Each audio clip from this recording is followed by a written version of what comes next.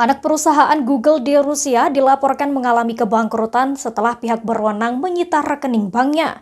Akibat penyitaan rekening tersebut, mereka kesulitan membayar staf dan juga vendor. Walaupun mengalami kebangkrutan, juru bicara Google mengatakan pada Rabu 18 Mei 2022 lalu, layanan gratis seperti layanan pencarian dan YouTube akan terus beroperasi di Rusia. Selama berbulan-bulan, Google berada di bawah tekanan Rusia karena membatasi akses beberapa media Rusia ke YouTube dan gagal menghapus konten yang dianggap ilegal oleh pihak berwenang negara tersebut. Pada bulan April lalu, sebuah saluran TV milik pengusaha Rusia Konstantin Malovev, Tisagard TV, mengatakan petugas pengadilan Rusia telah menyita 1 miliar rubel atau sekitar 15 juta dolar Amerika Serikat dari Google. Karena perusahaan tersebut gagal memulihkan akses akun YouTube milik saluran TV tersebut. Google tidak segera mengonfirmasi apakah penyitaan yang dilaporkan Tisagard TV adalah penyebab kebangkrutan ini, ataupun ada penyitaan lain yang terjadi.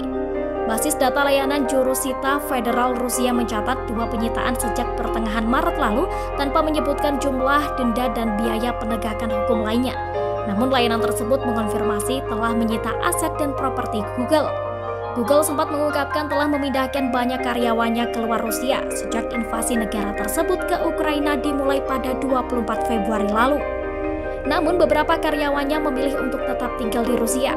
Sebuah catatan yang diposting di registri resmi Rusia, Federasurs, pada hari Rabu kemarin mengatakan anak perusahaan Google bermaksud menyatakan kebangkrutan sejak 22 Maret lalu karena ketidakmampuan perusahaan untuk memenuhi kewajiban moneternya termasuk pembayaran pesangon, kompensasi untuk karyawan dan mantan karyawan, serta pembayaran upah wajib bagi stafnya saat ini.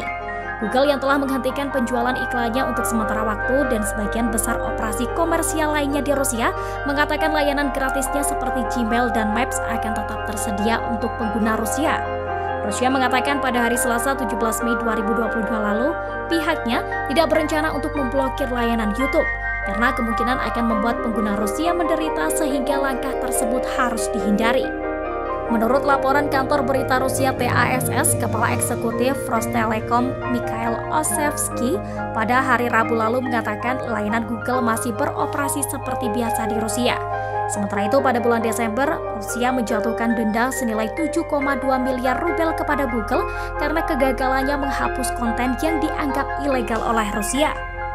Data petugas pengadilan Rusia menunjukkan denda tersebut belum termasuk biaya penegakan hukum sebesar 506 juta rubel. Kantor berita Interfax melaporkan pendapatan anak perusahaan Google di Rusia pada tahun 2021 mencapai 134,3 miliar rubel.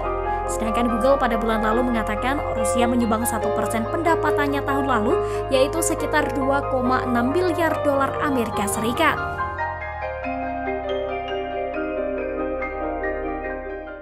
Terima kasih sudah nonton. Jangan lupa like, subscribe, dan share ya.